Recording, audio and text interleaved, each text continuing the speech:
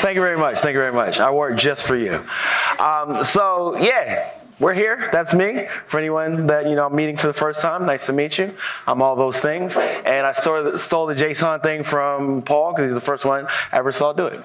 Now, with that said, I'm from an agency called iPullRank. What we do is a lot of stuff that we've been talking about all this last 24 hours. So, all those things. And that's my sales pitch. So one thing I do want to say is that we really love working with very sophisticated SEO teams. Of course, we work with those teams that aren't so quote-unquote sophisticated as well. Not to say that they're not great. It's just they may not have a lot of the skills to do the things that we've showed you today. But those of you that are sick of getting audits that are just like, oh, fix your title tags that are too long, come holler at me. All right, you might wonder, why am I sponsoring another agency's conference?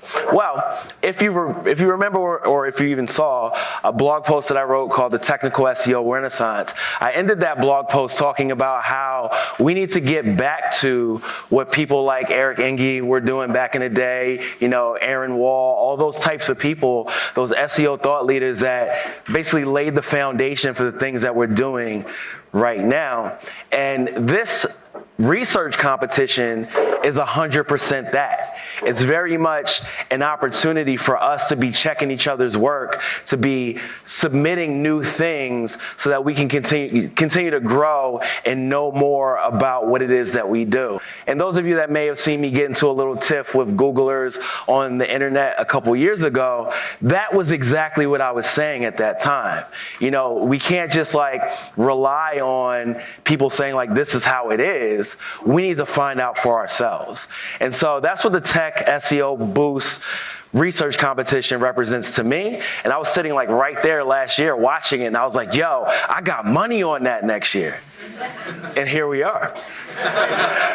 So we are honored and privileged to be a part of this. I mean, in general, I'm very excited that I get to be a part of this event at all because I'm seeing some of the best stuff. I come in here oh yeah, I know stuff.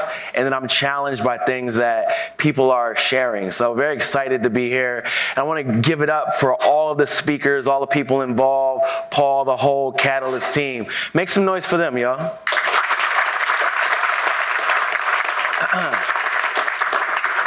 So I personally can't remember how many people submitted. I think it was 11 or so. Everything was great. I was really surprised to see such great submissions. And some of the people that submitted that, didn't make it to the top 3 are also in the room. So shout out to them because their work was amazing. I actually spent the time to go through your code and go through your data and stuff. And I was just really impressed by the things that I saw. But we've got 3 fantastic finalists that I just want to tell you all about, and then they're going to come up here and present to you their findings and such. So, of course, we've got the legendary Eric Enge here from Proficient Digital, and then we've also got Tomek Rudsky from Onely, who put together something as well, and then also Vincent Tarasi. If I'm saying your name wrong, we can holler about it, and I'll buy you a drink. Nevertheless, we've got these 3 gentlemen that are coming up, and first I want everybody to give a round of applause for Eric Enge.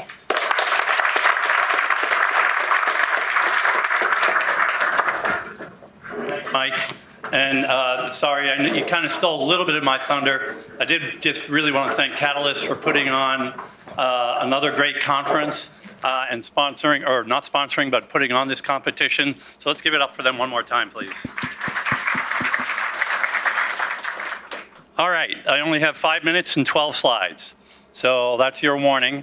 But what I want to tell you about is a study that we did where we looked at 2 million search queries.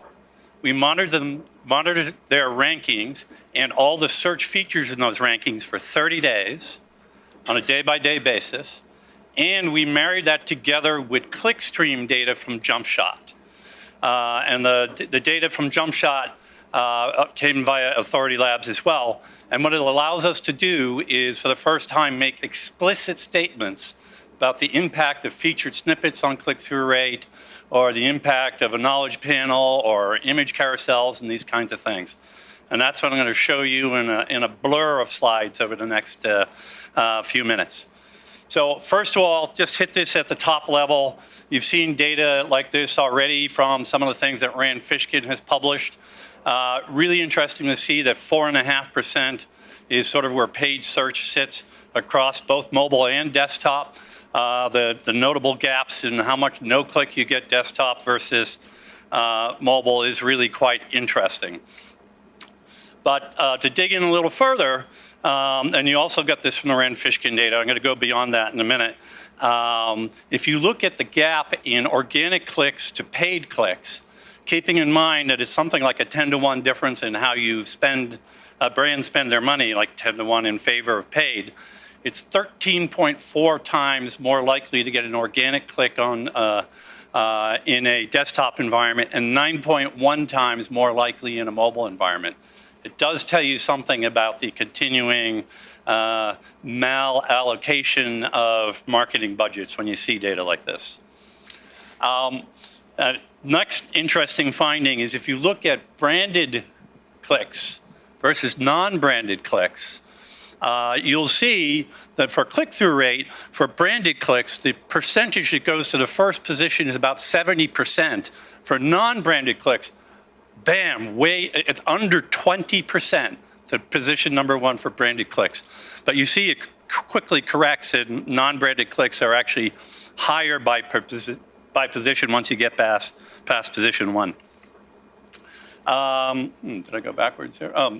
Yeah, so here's just sort of a summary of the aggregate click-through rate for all the total results for branded versus non-branded. About 38% for non-branded, and over 70% for branded. Okay, next up, popularity of search features across our data set. This was really interesting too. You see how strong, for example, video carousels are, related searches, people also ask boxes, getting a very, very large percentage of share across our data set. I want to be careful here though. Don't project this across the entire web. We did have a very specific data set, so it's not necessarily going to scale the same way across everything. But for this 2 million queries, this is what we were looking at. Featured snippets, here's your answer. There's a marginally greater click-through rate on average to organic results when a featured snippet is present than when one is not present. That marginally greater part just does include people clicking on the featured snippet itself, by the way, just for the record. So that was an interesting finding. From the knowledge graph, a slight depression of overall click-through rate. That makes sense. After all, people got the answer they wanted, they moved on, they didn't bother clicking on anything. Image carousels seem to create an increase in overall click-through rate when present, which makes sense. People like the images. That's why Google put the feature in there. But if you break it out by search position, which is really interesting here, is when the image carousel shows up in positions 1 and 2, it actually suppresses overall click-through rate. So the impact of this actually is very dependent on where you are in the results. Related searches. This is the feature at the bottom of the search results. You got to interpret this slide the right way. The way I read this is Google doesn't put related searches up unless the search result gets lower than some threshold of click-through rate. But if the search result gets a very high click-through rate, then Google doesn't bother putting related searches up because they judge that the users are getting enough of what they want from just the core results. And that's what I got for you, and I hope I did the time okay. So, thank you. But you don't need that, but you need that.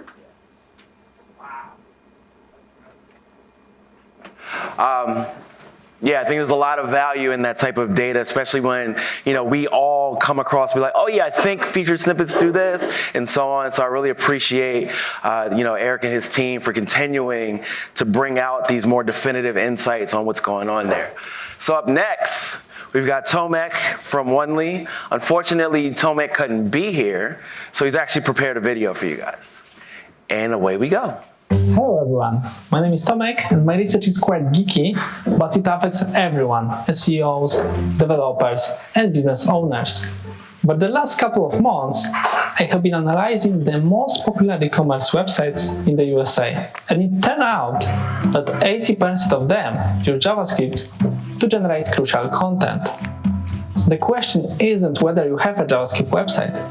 The question is JavaScript stopping your content from being indexed? According to my research, indexing JavaScript content is never guaranteed. In 25% of the cases, JavaScript content is not indexed. H&M, Sephora, Medium.com. All of these websites suffer from it. Now let me tell you a story of Yux.com, that is a popular online brand similar to H&M, with 14 million of visitors every month. The problem with Yux is that 75% of the product pages are unindexed because of JavaScript. You might remember Google claiming that they're perfectly fine at indexing JavaScript in 2014. Now it's almost 2020, and there are businesses losing a lot of money because of this very issue. For years, people were neglecting JavaScript SEO, believing it doesn't affect them. It's not for me, I don't have a JavaScript website. Google is perfectly fine at indexing JavaScript. Well, you may suffer from JavaScript indexing issues even if you have a WordPress website. If you use JavaScript to generate crucial content, links to similar products, you already have a JavaScript website. Based on my research, we created a tool allowing everyone to check how Google indexes JavaScript content. It's called TGIF, the Google Indexing Forecast. You can also use our toolset to see exactly what parts of your page are generated by JavaScript. These tools are free, and my continued research means more are coming. My research shows two things. One, you are using a JavaScript website. Two, the chances are your content is not indexed. These two facts alone changed how we should look at technical SEO in 2020.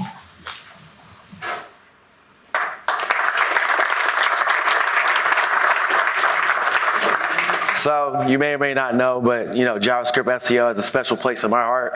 We've been talking about headless browsers at iPull rank since like 2011 and all that. So I especially appreciate this type of research because it really just shows, where are we actually at with this stuff. I think a lot of us assume that Google just figured it out, and this research indicates that it may not be as simple as we thought.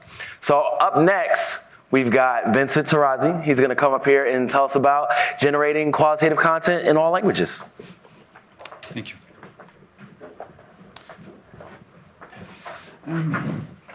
Are you ready for déjà vu?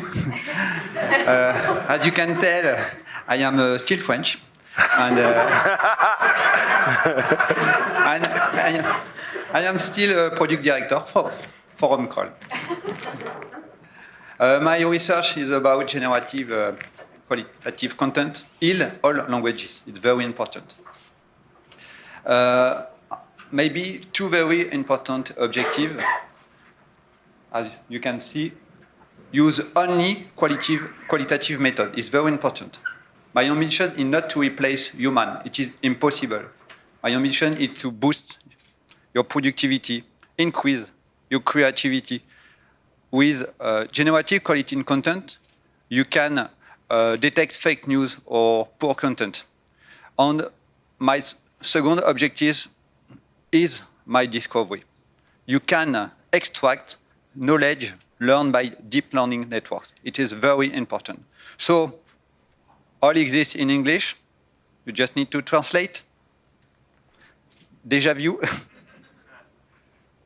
Translation quality is like this.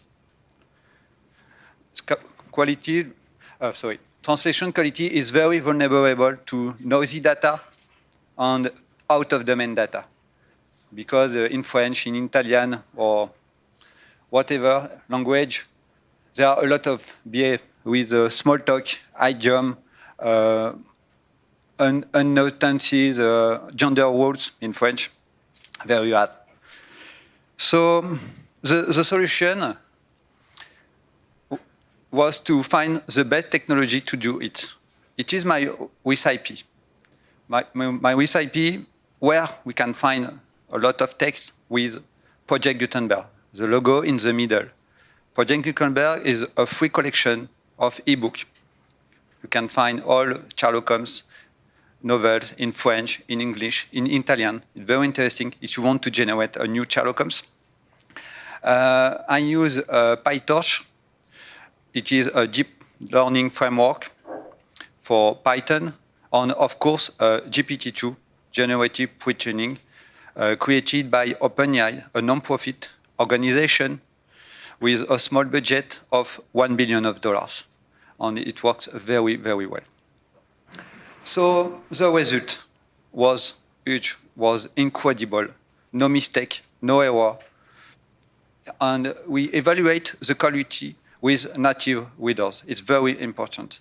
And if you want to create very long text, maybe one day a novel, a book, you can use this Python library, PyLanguage tools, in order to check grammar error, syntax error, and so on. So, further, this morning I explained the parameter top K, but it was not clear. Top K is the possibility of number of incoming words. For example, if my sentence is my flight was delayed, cancelled, on time, top K is 3. Well, of course, it is Déjà Vu Air Canada. But if you have a top K very short, it is a high-performance model. Only a few seconds to create new meta description, new title. You can use it for anchor, for internal linking. It is very useful. But the best discovery was with top K very high on very long text. Or you can, maybe the model is low performance. It is slow and complex because you can have repetition in your text, but it is very useful for SEO because you can create the perfect guide to create your content according to a specific query. So thank you. Thank you very much. You can find my Google Colab notebook. You can take a photo, but I'm going to share it on my Twitter account. But now it's your turn. It is a methodology, and this methodology works perfectly. Thank you very much.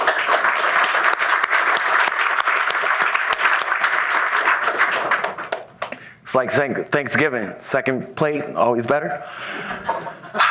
Anyway, shout out to Ryan Jones making fun of my outfit. But look at his picture, just like. Anyway, shout out to my to the judges and everything. So just so you know, it wasn't just me deciding who wins here. A bunch of awesome judges on the panel, some of which are in the room, so clap it up for them.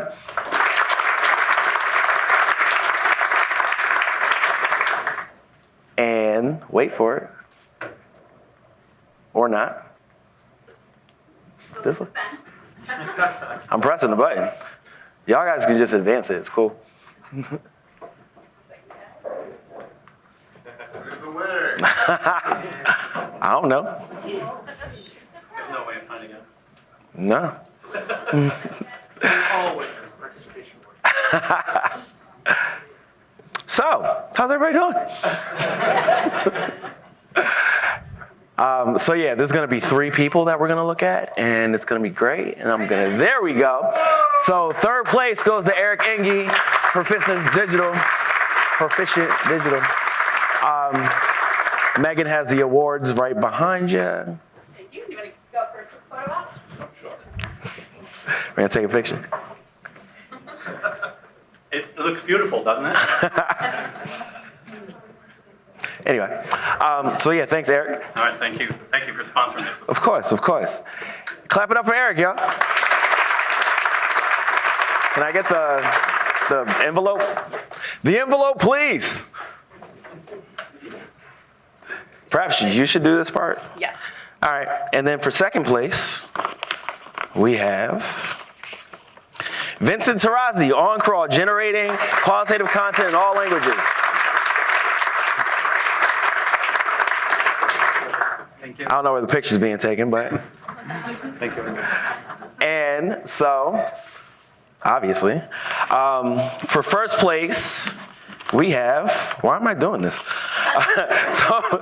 Tomek Rudzki, Wonley, taking JavaScript SEO to the next level. And obviously he can't be here, but we do have this for him.